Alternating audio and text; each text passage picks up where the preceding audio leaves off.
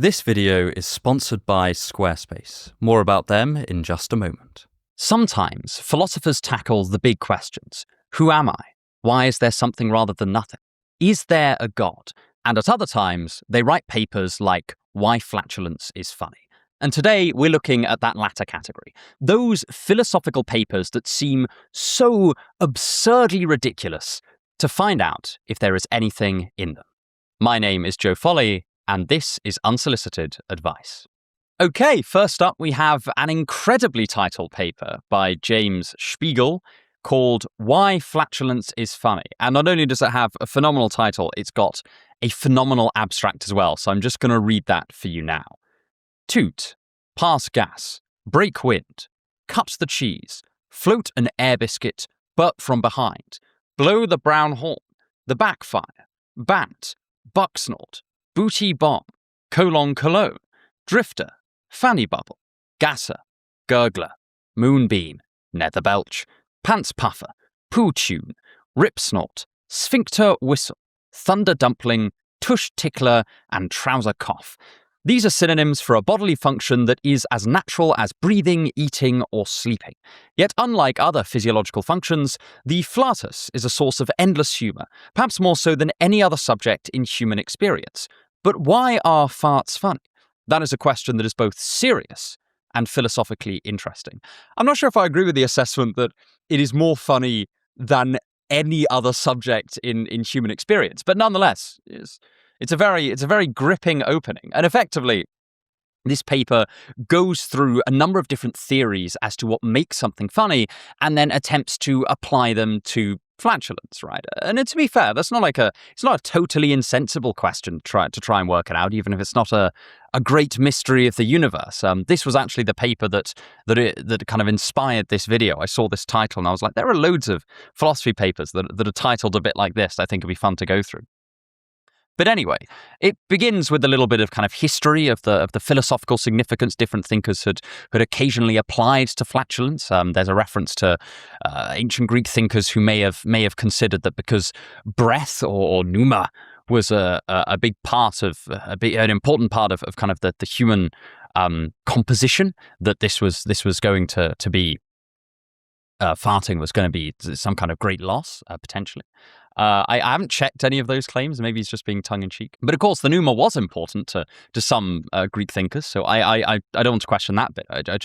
I wonder if there is kind of a widespread evidence of flatulence panic about that. But anyway, the main body of the paper is about different theories of humor and how flatulence might appeal to these factors that go into potentially making something funny.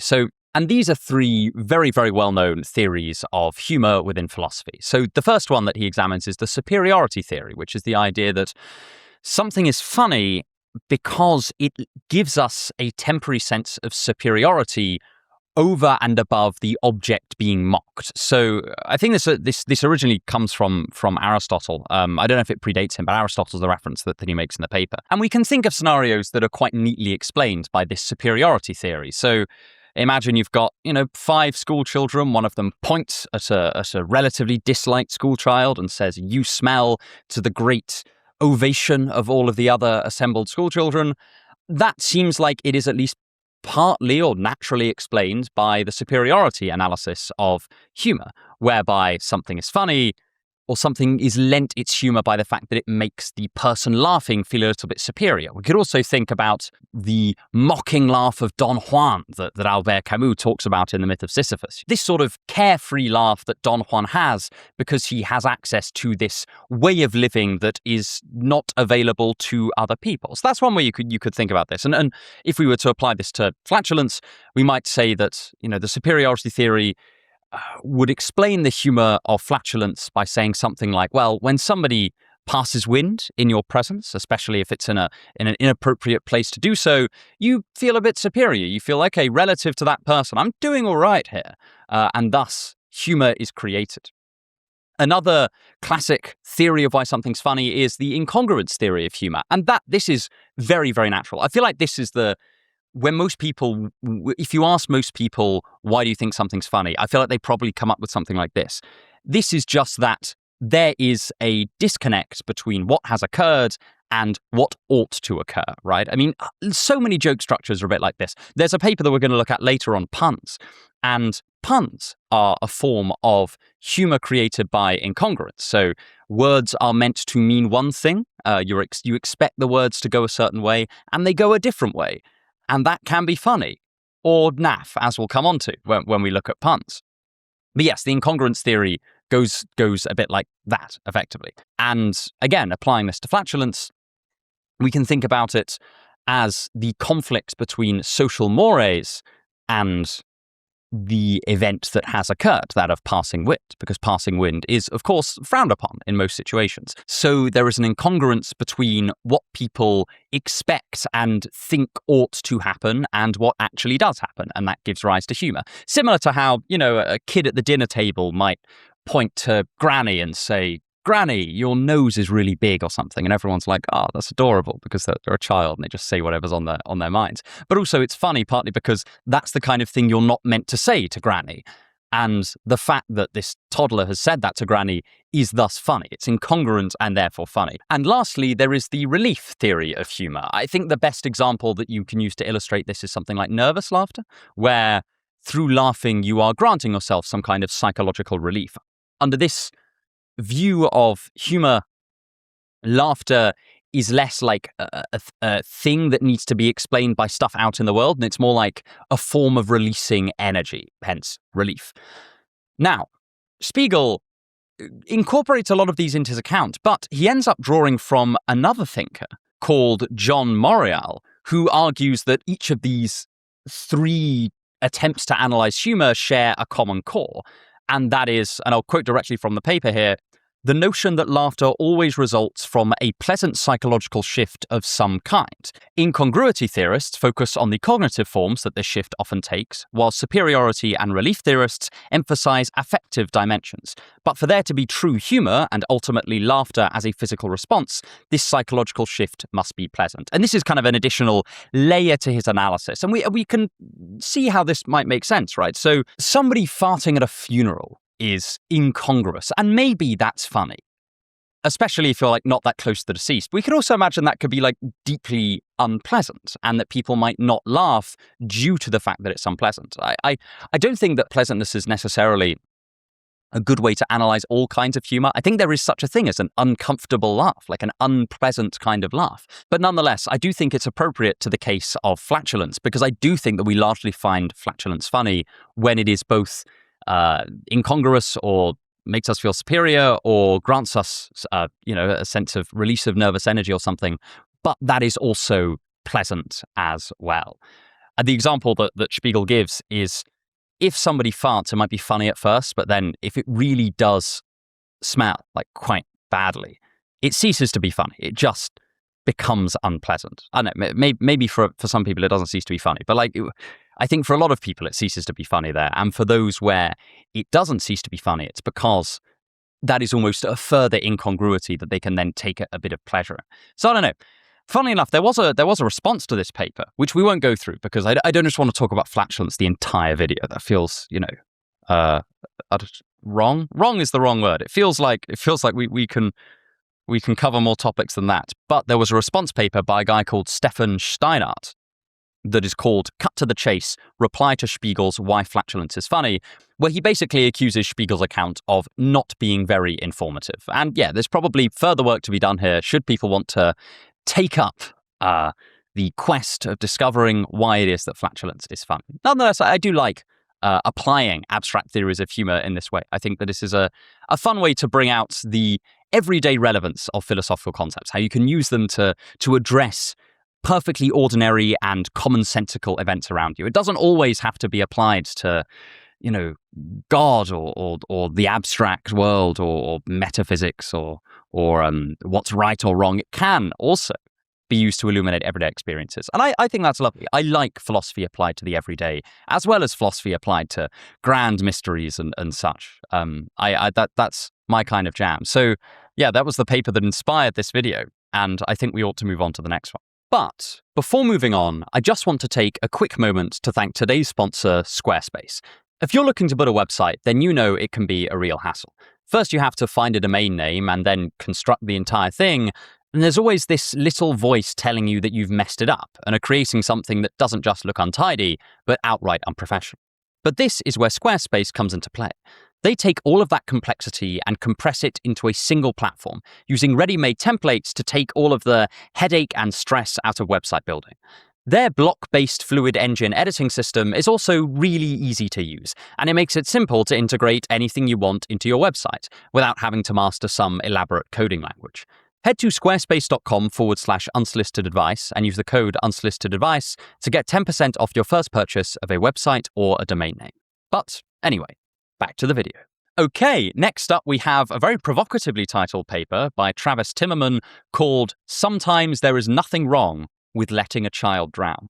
This was actually brought up to me by Alex O'Connor over dinner one time, and I've only just got around to reading it. He may have already covered it on his channel, but I just think that is an incredibly out there title for a paper. And whenever drowning children come up, one is immediately put in mind of Peter Singer. And indeed, this is about Peter Singer's famous argument in Famine, Affluence, and Morality, where he effectively says, okay, imagine that you are, I feel like I've explained this on the channel so many times, so I apologize for those who are familiar, but imagine that you are walking past a shallow pond and there is a small child, drowning in the pond.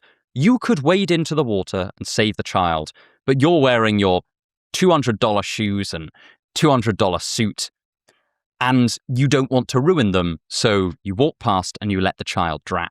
We would all say that's a morally reprehensible thing to do, right? We'd say that that person, at least, whatever your meta ethics, we want that person to have a duty to rescue the child. And Singer uses this as an argument to say that actually we're kind of in this situation all the time because we could be donating the money we spend on luxury purchases to charities around the world. We could be using that money to genuinely save lives and give that money to people who need it more than us. And to be fair, Pete Singer does himself give a lot of his money to charity. I don't exactly know how much, but I know it's a big part of his life. So that's Singer's argument. He says that if you think we have a moral obligation to wade in and rescue the child, even though it's going to ruin our suit and shoes, then you should also think that we have a moral obligation to donate money to starving and otherwise afflicted people overseas. His actual argument in 4 premises is as follows, and this is also cited by Timmerman, so I'm reading directly from his paper. 1. Suffering and death from lack of food, shelter, and medical care are bad. 2. If it is in your power to prevent something bad from happening without sacrificing anything nearly as important, it is wrong not to do so. 3.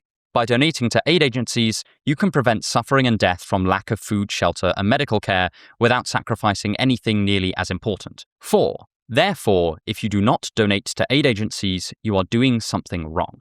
And the drowning child argument there is meant to support premise 2. It's meant to bolster the idea that if it's in your power to prevent something bad from happening without sacrificing anything nearly as important, it is wrong not to do so. The suit and the shoes are less important to you than the child's life is to them. So that's kind of Singer's argument. Timmerman's argument is going to be against premise 2. He's going to argue that the reason why we have such a strong intuition in the case of the drowning child is because it's a one-off event. If it was something that were happening every day, then we would be less obligated to do something about it because it will kind of too seriously interfere with our own lives. It's very, very interesting. So he says that the most relevantly analogous case to the duty to constantly be donating basically all of your money that you spend except for money on essentials to charity wouldn't be the drowning child argument, because the drowning child argument is one-off. It's not something that's happening all the time, whereas donating to charity would be something that you'd be obliged to do over and over and over again. So he constructs his own thought experiment, and it reads as follows. It's called Drowning Children. Unlucky Lisa gets a call from her 24-hour bank telling her that hackers have accessed her account and are taking $200 out of it every 5 minutes until Lisa shows up in person to put a hold on her account. Due to some legal loophole, the bank is not required to reimburse Lisa for any of the money she may lose, nor will they. In fact, if her account is overdrawn, the bank will seize as much of her assets as is needed to pay the debt created by the hackers. Fortunately, for Lisa, the bank is just across the street from her work, and she can get there in fewer than 5 minutes. She was even about to walk to the bank as part of her daily routine. On her way, Lisa notices a vast space of land covered with hundreds of newly formed shallow ponds, each of which contains a small child who will drown unless someone pulls them to safety. Lisa knows that for each child she rescues, an extra child will live who would have otherwise died. Now, it would take Lisa approximately 5 minutes to pull each child to safety, and in what can only be the most horrifically surreal day of her life, Lisa has to decide how many children to rescue before entering the bank. Once she enters the bank, all the children who have not yet been rescued will drown. Things only get worse for poor Lisa. For the remainder of her life, the hackers repeat their actions on a daily basis, and every day, the ponds adjacent to Lisa's bank are filled with drowning children. I love the kind of absurd thought experiments. I'm not massively convinced of how useful they are all the time. But the point that Timmerman is trying to make here is that here, Lisa will have to do the losing of money and the disruption to her own life every day. It's not just a one-off event. It is happening constantly. And Timmerman effectively argues that most people, or at least a significant portion of people, would say that actually sometimes it is permissible for Lisa to allow the children to drown, even before the money taken gets to her essentials, her house and her food and stuff. Because there's a sense in which, for a lot of people, this is placing an undue burden on Lisa. It is disrupting her life to an extent that is unreasonable. It's too morally demanding. So this is an argument or a thought experiment intended to bolster what's called the demandingness objection to Singer's position, which is the idea that Singer's position asks too much of us. And Timmerman is trying to say that actually the thing that Singer's trying to get us to do is much more analogous to Lisa's situation than it is to the person who is just walking past once a child drowning in a puddle and is asked, to save them at the cost of their suit and shoes. I think this is a really interesting paper. I don't really know what to think of it, if I'm totally honest. I really struggle with thought experiments like this, because I tend to think that our intuitions just aren't honed in the kind of situations that these very, very abstract thought experiments appeal to. Like, would I have a strong grasp on what it's like to leave my house and for there every day to be hundreds of drowning children outside?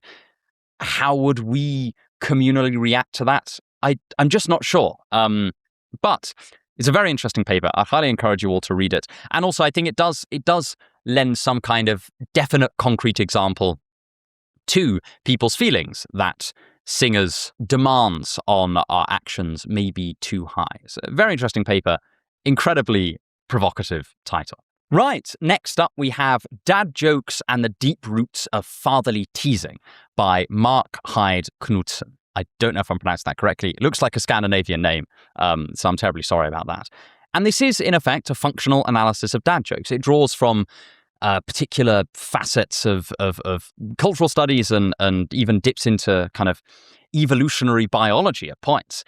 But effectively, it wants to answer the question, why dad jokes? Why do dad jokes hold the particular properties that they do? Because at first, it's kind of mysterious why anyone would tell dad jokes. Dad jokes are a form of humor that is almost explicitly not funny. Like if someone were to tell a really good dad joke, it would almost cease to be a dad joke. In fact, Hyde Knudsen points out that in many of the dictionary definitions of dad joke, the naffness of the joke is like foremost in the definition. They're normally considered to be unfunny things, which is kind of weird as a definition of a joke, right? And at the very least, we would expect that if the purpose of joke telling for most people is to elicit laughter from the people around them, for whatever reason, we would expect dad jokes to be very unpopular. But they are popular, with one very specific portion of the population, which is dads. Isn't that weird? I don't know. I picked this paper because I thought, what a weird and funny title. But I was reading it and I thought, God, actually, this is a kind of interesting question in its own way. Not a particularly high stakes question, but a very interesting question nonetheless. So this mysteriousness about dad jokes, the way that it deviates from what seem to be the normal purposes of telling a joke, seems to indicate that there is something interesting and different going on here. And Hyde Knudsen wants to figure that out. So we'll go through his argument here. First of all, he points out that dad jokes are a type of pun. We talked about puns a little bit earlier. Puns are a violation of a linguistic norm. They invoke things like double meanings, etc., etc., etc., in order to elicit some kind of laughter.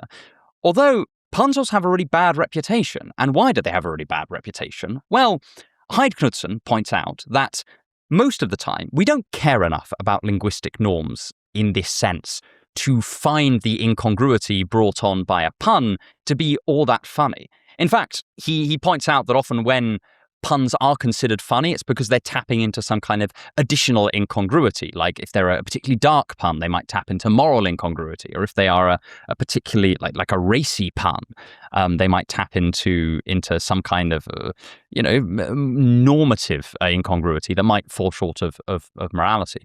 The example that he gives is in a film where a Roman senator says, we've got gods for everything. There's no god, however, for premature ejaculation, but he'll be coming shortly. And there's a pun right there. It's just a pun on the word coming. But there is also an incongruity in that sexual humor is often considered inappropriate. Don't work blue, as they say. And here it is being put forward as part of the pun. Basically, Knudsen points out, I had never noticed this before, but I think it's absolutely right, at least anecdotally, that for 99% of puns, if they're actually funny, it's because the linguistic incongruity isn't the only incongruity at play. Dad jokes are different. Dad jokes are puns where there is only linguistic incongruity. In fact, they're often described as wholesome and inoffensive. Like, by definition, they are not crossing any kind of other norm or boundary. They are limited to this one form of incongruousness, incongruity even. Why would that be? Well, Knudsen points out that firstly, we can ask, who are the kinds of people that might find a merely linguistic norm violation funny? And he says, well, a very plausible group of people who might find that kind of thing funny are young children who are just learning language and find linguistic norms incredibly exciting. I continue to find linguistic norms incredibly exciting, but I get the sense that if they're new and fresh, then one might naturally find them more exciting. And so, and also you can test this yourself. I have tested this in the past with young family members, and young kids find puns funny. They haven't learnt to see them as naff yet. And I think part of that is because linguistic incongruity is still very funny to them. So here we've got a kind of origin story of the dad joke, which is that it is a type of humor that a dad can tell to their young children. However, if that were the whole story, why is it that dad jokes continue to be told long after there are young children around who find dad jokes genuinely quite humorous? Why is it that actually the characteristic dad joke situation is a dad telling a lame joke at the dinner table to his teenage children? That seems to be the image that pops to mind. And maybe that's just me, but that's what I think of as the prototypical situation of the dad joke. And Knudsen points out that in that situation, the dad joke takes on a whole new layer. The joke isn't in the contents of the dad joke. It's instead the very fact that the dad has chosen to say something deliberately unfunny and the incongruity created by that. It is, in effect, the dad making himself the butt of the joke. Generally, that was kind of quite enlightening. I think that's really onto something here. And when I find dad jokes that I think are funny, it's often because of not necessarily the contents of the joke, but the incongruity between all of the bells and whistles of joke telling and the fact that something deeply unfunny has been said. That's kind of the definition of anti-humor, which is a term I've come across online, and also one that Knudsen uses here. But why teenagers? Well, Knudsen points out that one of the characteristic dad's behaviors, for whatever reason, seems to be teasing. Dads tease a lot. Maybe this is just anecdotal. My dad used to tease me. Lots of my friends' dads used to tease them and me when I went over. And it's not that like mums are excluded from this, but like dads and teasing seem to be like a thing that goes together. Obviously, like mums can tell dad jokes, right? I think dad joke is just kind of a neologism to capture this kind of humor. But whether it's told by a dad or a mum, this is a form of teasing a teenager. And the reason why is that when the dad, the teller of the joke, heaps embarrassment on himself and makes himself the butt of the joke, he, by extension, embarrasses the people connected to him. So, I don't know, think back to when you were like 14, and I'll think back to when I was like 14, which is increasingly receding into the past at a terrifying rate. But imagine that you are seated at a table with your family and also like some people that you don't know that well, like maybe they're family friends, maybe they're your friends and your friends' families, and your dad tells a really naff dad joke. You're probably going to feel a tiny bit embarrassed, right? It's embarrassment by extension. So when the dad is telling the dad joke, he is both making himself an object of embarrassment and also embarrassing his own kids in kind of a nice, playful, teasing way that's very, very low stakes. And Hai Knudsen draws on some interviewing evidence that this is oftentimes quite deliberate, and it's not coming from a malicious place. The dads aren't trying to say, right, I'm gonna embarrass my kids for no reason. Instead, they are attempting to make their children more resilient to being embarrassed by practicing embarrassment in a low-stakes situation. And then, anyway, I asked my own dad about this, and he basically agreed. Like, when he reflected upon this, he said, oh yeah, I suppose I kind of was doing that. I thought that was very, very interesting. That's a sample size of one. Check with your own dad. Or if you are a dad, does this theory hold true for you? I'd be very interested. I found this paper so much more fascinating than I expected going in. And as I say, all of the papers, by the way, will be linked in the description, provided I remember. I'm terrible at remembering to link things in the description. But if I've done my job right, they'll be linked in the description. And I highly encourage you to give this one a read. There are like elements which I'm sure are questionable, and as everything is, don't just read one paper and take it as gospel. But what a fun theory, and what a lovely imaginative bit of psychological philosophizing. I'm not quite sure how you test it, but I think that I think that there will be ways. It doesn't strike me as untestable on principle. I think that's very, very fun. I bet it's also probably an accurate analysis of at least some ways that dad jokes are used, if not a universal theory. Okay, next up we have The Mind of Santa Claus and the Metaphors He Lives By. And this is a paper by Deal and Waller. It's actually part of a whole collection of papers about Christmas. Kind of slightly tongue-in-cheek, humorous papers, and the entire volume is called Christmas, Philosophy for Everyone, Better Than a Lump of Coal. And again, this is one of those books that attempts to bring some highfalutin philosophical concepts roughly down to earth by applying them in various different ways. I might, for like the Christmas special this year, I haven't done a Christmas special in the past, not sure I'm saying this year, but maybe for a Christmas episode this year, I'll go through this entire book because it is really funny. I've not read all of it, but I do enjoy parts of it. There's ones on like the ethics of buying a kid a BB gun for Christmas. There's one called the Santa Claus Surveillance System.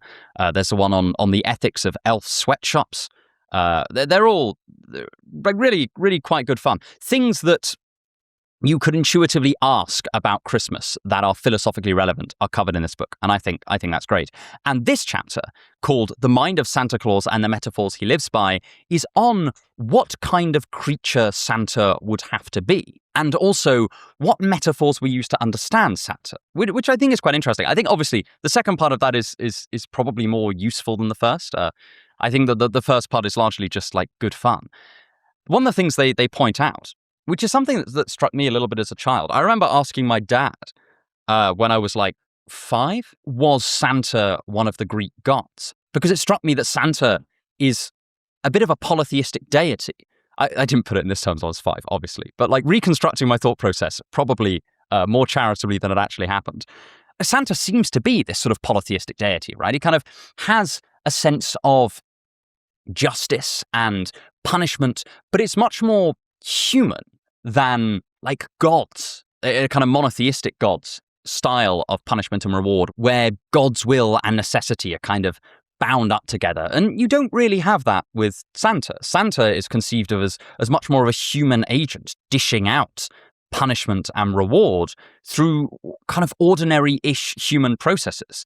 So there are a few properties of Santa that this paper points out. One is the fact that Santa has this peculiar property of omniscient moral knowledge, whereby he knows what the moral status of the children of the world are, which is kind of peculiar. It does make you wonder whether Santa relies on a kind of underlying moral realist framework, because it seems like, at least in the kind of Santa mythos, Santa is given a kind of presumed moral authority that is normally reserved for things like deities in religions. It's not that we tell children, Santa knows all of your actions and he decides kind of arbitrarily which ones are naughty and which ones are nice, it seems like we tend to frame it as there is some pre-existing property of naughty and niceness. And then Santa, in his omniscience, can tell which of these camps you fall into. It's also really interesting. There's a real kind of Manichaeanism.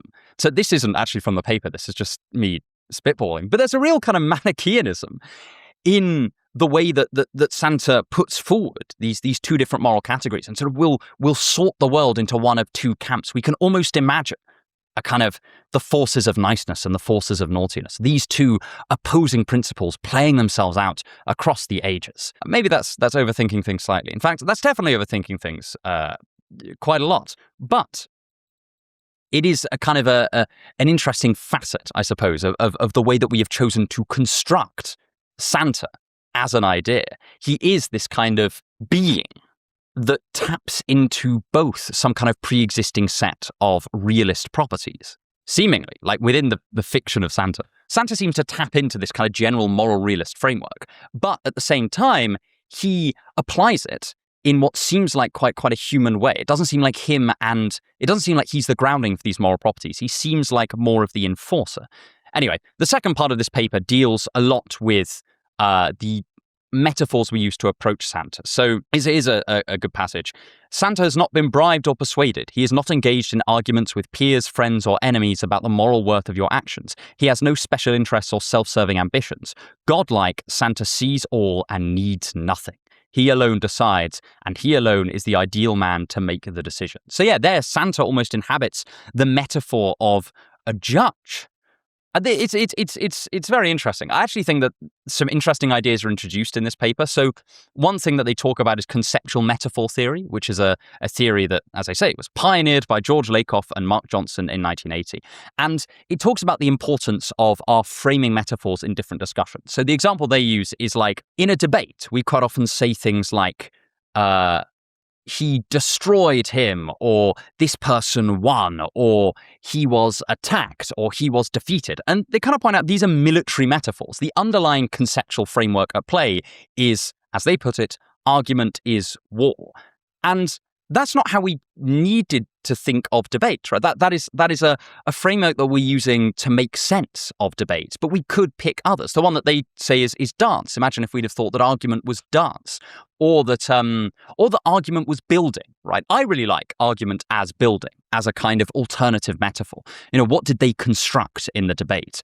What parts of the argument did they forge? I really like those kinds of metaphors. I actually use forge quite a lot, and I think that's kind of why I've tried to train myself into doing that. But there are other the metaphors that Santa uses anyway is kind of important. Where if we're going to have a kind of semi-rigorous philosophy of Santa, the interesting thing that they point out is that actually Santa has quite a retributive form of justice. There's not this. Okay, so let's take something like the Christian deity, especially as expressed in mystic texts. Like I'm thinking of like Julian of Norwich's Revelations of Divine Love. Well, there's a sense of forgiveness there. So oftentimes the forgiving nature of God is grounded, and this isn't just in Christianity, right? This is also present in Islam. And here, in the case of Santa, forgiveness is notably missing as an aspect of his semi-divine personality. Santa's quite retributive. You know, you get what you deserve. And there is no sense of Santa kind of taking pity on the naughty person and bringing them into the fold. There's no Holy Spirit of Santa whispering in the ears of the naughty doers and bringing them towards full communion with Santa. No, he just like observes and then dishes out punishment. And I don't know, I think that's interesting. It's quite a punitive model. Having said that, I suppose it's also kind of a model that mirrors kind of the way that a modern justice system might work, at least in the kind of mind of a child, how you might explain it to a child. You know, the bad people get their just desserts or something like that. So no, I thought this paper was surprisingly interesting, not really because of the stuff it had to say about Santa, but largely because of the stuff that it had to say about metaphors and their importance and things like that, which I had encountered before, but it was lovely to be reminded of them here. And I don't know, I think there's something quite fun about turning something like Santa into an object to illustrate a certain set of philosophical ideas, and just like what properties would Santa have if he were being treated as a subject of mythology? Because in a lot of ways, he is a subject of modern mythology. he is believed in by millions of children around the world, which is, that's a pretty powerful idea. And an idea potentially worth examining, even if it is in a slightly tongue-in-cheek way. Okay, next up we have one of the most famous papers in the philosophy of time. It's from right at the beginning of the 20th century, and it just has an incredibly insane title. It is called The Unreality of Time, and it's by a philosopher called John McTaggart, who was an idealist. I don't know much about idealism in this period, because British idealism at the beginning of the 20th century is its own sort of beast that I know exists but haven't really looked into. Somebody who has looked into it a lot is Nathan Hawkins, who runs his own YouTube channel that's very good. You should check it out. He interviews lots of very cool people, and is generally a very learned guy. And anyway, back to John McTaggart. So John McTaggart argues in this paper that time doesn't exist, which is kind of an insane thing to say on the face of it. One thing that's worth noting is this is before Einstein wrote about special and general relativities. That's one thing to bear in mind. He's dealing with a very different conception of time than we do today. But anyway, McTaggart outlines two ways in which we can think of a timeline. 'Cause he's still thinking in terms of timelines, basically. And there is the what he calls the A series and the B series. The B series is, I can only describe it as what time would look like from an outside view. So you've got earlier stuff and later stuff, and it's all outlined, quote unquote, objectively in front of you. But then you've got the A series, which has the present, the future, and the past. It's the sense in which time seems to flow. And McTaggart is going to argue, first, that the A series is essential to any conception of time, which you may want to question. I would question that. And B, that the A series is philosophically incoherent. We won't do his full argument because it is quite technical, and I'm not even touching on the C theory of time, which is another way of thinking about time. But we'll stay on track. Lock in, Joe. So McTaggart first basically argues that the reason that the A series is essential to any view or idea or theory of time is because it is the thing that means that things can change. Again, you might question that. I would question that as well. I'm very prone to what's called a block theory of time. But anyway, this is how McTaggart sees things. So the A series accounts for this thing that happens where things change over time, as we say. Time flows, time passes. It accounts for all of this kind of phenomenology of time, according to McTaggart. And then he points out something very, very strange, which is that it seems like the A series of time might be incoherent, which seems completely bizarre, right? Because we talk in terms of the past, the present, and the future all the time. What could possibly make this incoherent? Well, he basically points out that our conception of the A series of time rests on an infinite regress of A series of time. How he argues this is pretty interesting. He basically says that, okay, let's imagine when you have one A series of time. Well, let's pick an event. He picks the death of Queen Anne. I will pick the last time that everyone in England was happy, which is when England won the World Cup in 1966. So you've got this event, England winning the World Cup in 1966, and it is in the past. It was in the present at some point, and even further back, it was in the future. Now, McTaggart points out that the reason this doesn't seem like it's contradictory, right? The reason we don't say, oh, that event was at the past, the present, and the future, that's absurd, is because we say, no, it was in the future, and it was in the present, and now it's in the past. So we've got this second-order timeline, this other A series that we are using to rescue ourselves from contradiction here, is because effectively we say, well, there's no worry about this event being in the past, the present, and the future, because it's not in the past, the present, and the future at the same time. So you've got this meta timeline. But then McTaggart points out, well, you can just do the same thing with a meta timeline. You can draw a seeming contradiction there, and then you appeal to the third order timeline, and then it just seems like you can go on and on and on. So McTaggart's basically saying that this A series of time is incoherent. It leads to an infinite regress, or it has a contradiction. Either way, not philosophically great. And so, because he thinks that the A series is essential to a conception of time, he concludes by saying that time must not exist, which again is a completely wild thing to say, right? But that's his argument. I think that when most people examine this argument, certainly when I read this paper when I was in undergrad and I did a philosophy of physics. And one of the things that struck me when I was reading this paper as an undergrad was that I kind of don't mind the critique of the A series of time. I just disagree with the idea that it's essential to any conception of time. I quite like the block theory of time. I mentioned this earlier, which is that you kind of conceive of reality as, and this is kind of a simplified version, as like a four-dimensional block. And if you were to point to a person, you could say, well, they're a little like thing tunneling through space-time, so to speak. McTaggart doesn't like that because he thinks it can't account for change. I think that it can account for change. I think that when we talk about change, we just mean that there is difference at different points along this block. I think that allows you to account for change in our perfectly everyday sense of the word, even if the whole universe, right, in this elongated four-dimensional sense, doesn't change. I don't see that type of lack of change to be massively problematic.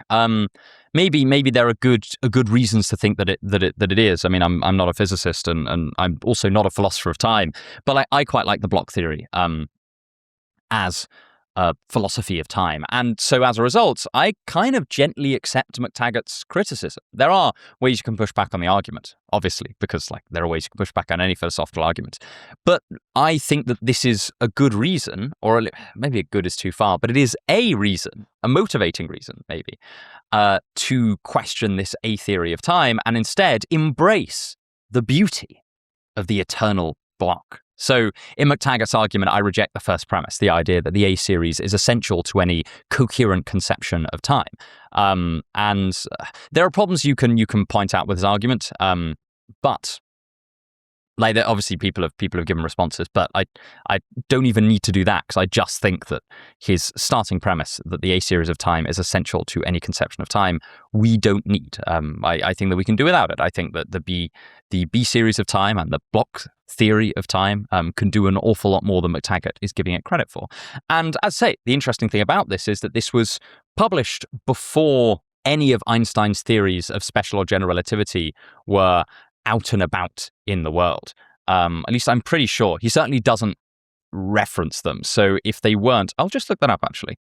When did he publish his paper on special relativity? Okay, technically it came out 3 years after, but he doesn't really deal with it, and he didn't have general relativity, and so, I don't know, McTaggart clearly wasn't aware of this. Information travels much slower before the internet, so he either wasn't aware of it or didn't deal with it, but either way, I think that one of the arguments that people have put in favor of the block theory is that it seems to jive quite well with a lot of metaphysical interpretations of general relativity, and they like that. As a result, they think that this is a picture of the world that coheres with some of our best scientific theories.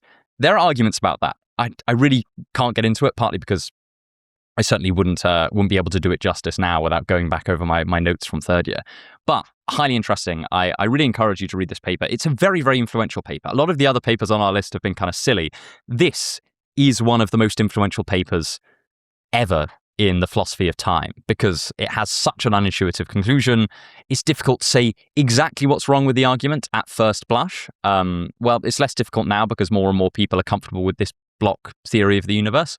But it's very difficult to say exactly what's wrong with McTaggart's argument at the outset. And I think that's why it's assigned to undergrad so much, is because you're confronted with an argument that ends with time doesn't exist, and you have to work out where it's gone wrong.